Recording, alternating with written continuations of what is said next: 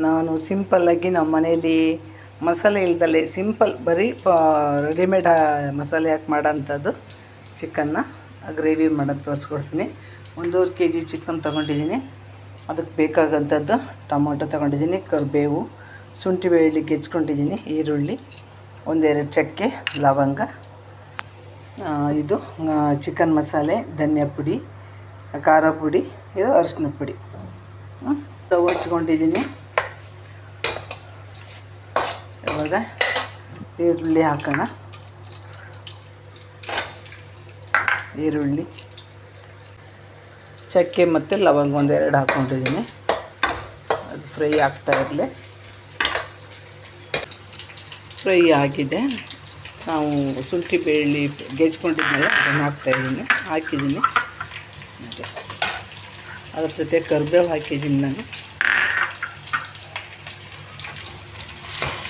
Fry ಮಾಡೋಣ.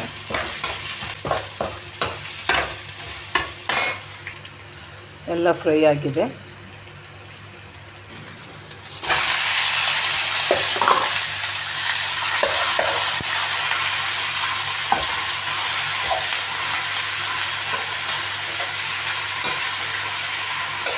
ನಾವೆಲ್ಲ mix ಮಾಡಬೇಕು.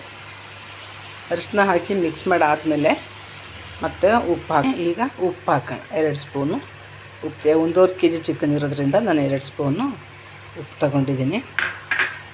ನೀವು ಚಿಕನ್ನು ಅಂಗಡಿಯಿಂದ ತರುವಾಗ ಇಡೀ ಕೋಳಿ ತರಲಿ, ಅವರು ರೆಡಿ ಮಾಡಿಟ್ಟಿದ್ದು ತರಲಿ, ಚಿಕನ್ ಯಾವತ್ತು ಕೋಳಿನ ಹಿಂಗೆ ಸುಡ್ಸ್ಕೊ ತರಬೇಕು. ಹಿಂಗೆ ಸುಡ್ಸ್ಕೊಂಡು ತರೋದ್ರಿಂದ ಟೇಸ್ಟೇ ಬೇರೆ. ಅದೊಂದು ಘಮ ಅದು ಫ್ಲೇವರ್ ತುಂಬ ಚೆಂದ. ನಾನು ಯಾವಾಗಲೂ ನಮ್ಮ ಮನೆಯಲ್ಲಿ ಚಿಕನ್ನ ಸುಡ್ಸ್ಕೊಂಡೇ ತರೋದು. ನೋಡಿ, ಸುಡಿಸಿದ್ದೀನಿ. ಅದೇ ಸುಟ್ಟಾಗ ಅದೊಂದು ಪರಿಮಳ ಬರುತ್ತಲ್ಲ, ಅದು ತುಂಬ ಟೇಸ್ಟು. ನೀವು ಸುಡ್ದಲ್ಲೇ ಹಾಗೆ ಮಾಡಿದ್ರೆ ನಮ್ಗೆ ಅದು ಟೇಸ್ಟೇ ಬರೋದಿಲ್ಲ. ಅದು ಈಗ ನಾನು ಚಿಕನ್ನು ಸೆಂಟ್ರಿಗೆ ಹಾಕ್ತೀನಿ. ಸೆಂಟ್ರಲ್ಲಿ ಗ್ಯಾಪ್ ಮಾಡಿ ಇಟ್ಕೊಂಡಿದ್ದೀನಿ. ಚಿಕನ್ನೆಲ್ಲ ಸೈಡಿಗೆ ಮಾಡಿ ಇವಾಗ ಟೊಮೊಟೊ ಹಾಕ್ತೀನಿ.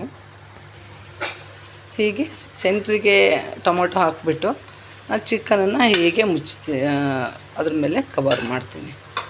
ಅದರೊಳಗಡೆ ಟೊಮೊಟೊ ಫುಲ್ಲು ಬೆಂದ್ಬಿಟ್ಟು ಸಾಫ್ಟಾಗಿರುತ್ತೆ.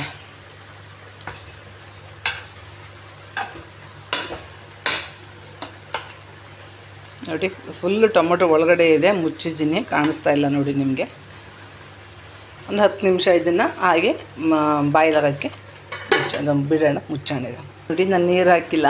ಟೊಮೊಟೊ ಸೆಂಟ್ರಿಗೆ ಹಾಕಿರೋದ್ರಿಂದ ಅದೆಲ್ಲ ಬಾಯ್ಲಾಗಿ ರಸ ಬಿಟ್ಕೊಂಡಿದೆ. ಇವಾಗ ನಾವು ಅದು ಮಿಕ್ಸ್ ಮಾಡಲ್ಲ. ಇವಾಗ ಅದ್ರ ಮೇಲೆ ನಾನು ಚಿಲ್ಲಿ ಪೌಡ್ರು, ಖಾರ ಪುಡಿ ಹಾಕ್ತಾಯಿದ್ದೀನಿ. ಆಮೇಲೆ ಚಿಕನ್ ಮಸಾಲೆ ಹಾಕ್ತಿದ್ದೀನಿ. ಧನಿಯಾ ಪುಡಿ 4 ಸ್ಪೂನ್ ಧನಿಯಾ ಪುಡಿ ತಗೊಂಡೆ. ಧನಿಯಾ ಪುಡಿ ಜಾಸ್ತಿ ಯೂಸ್ ಮಾಡ್ತೀನಿ. ಧನಿಯಾ ಪುಡಿ 4 ಸ್ಪೂನು ಹಾಕಿದ್ದೀನಿ. ಮನೇಲಿ ಮಾಡಿದ್ದು, ನಾನೇ ಧನಿಯಾ ಬೀಜ ತಂದು ಪುಡಿ ಮಾಡಿರೋದು ಧನಿಯಾ. ನೋಡಿ, ಈಗ ಅದು ಹೀಗೆ ಬಾಯ್ಲಾಗಬೇಕು. ಆ ಟೊಮೊಟೊ ಕೆಳಗಡೆ, ಮೇಲೆ ಚಿಕನ್ ಮಸಾಲೆ, ಮತ್ತು ಏನು ಖಾರ ಪುಡಿ, ಧನಿಯಾ ಪುಡಿ ಅದೇ ಹಾಗೆ ಬಾಯ್ಲಾಗಬೇಕು. ಈಗ ಮತ್ತೆ ನಾವು ಅದನ್ನು ಮುಚ್ಚೋಣ. ಇನ್ನೊಂದು 10 ನಿಮಿಷ ಹೀಗೆ ಅದರಲ್ಲಿ ಬಾಯ್ಲಾಗಬೇಕು. ಚೆನ್ನಾಗಿರುತ್ತೆ.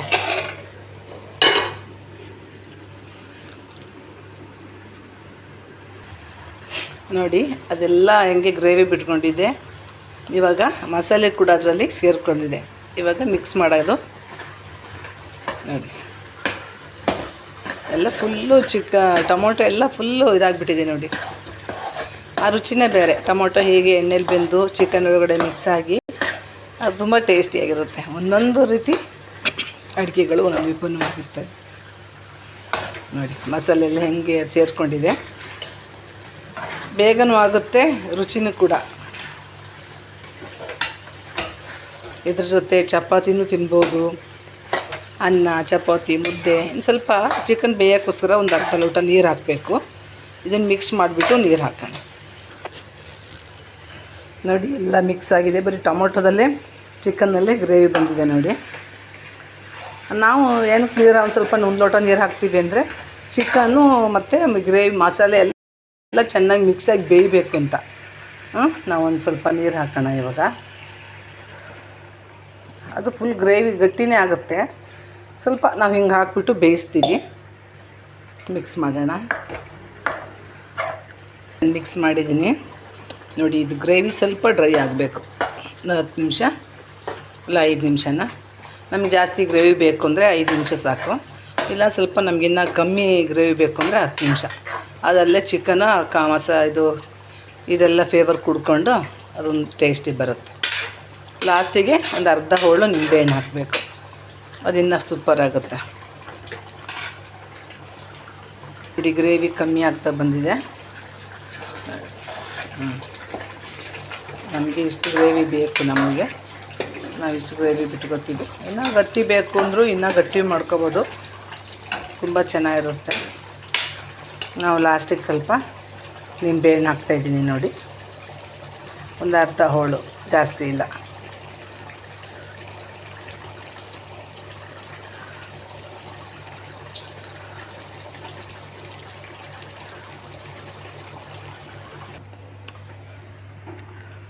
ರೆಡಿಯಾಗಿದೆ ಚಿಕನ್ ಗ್ರೇವಿ ಜೊತೆ.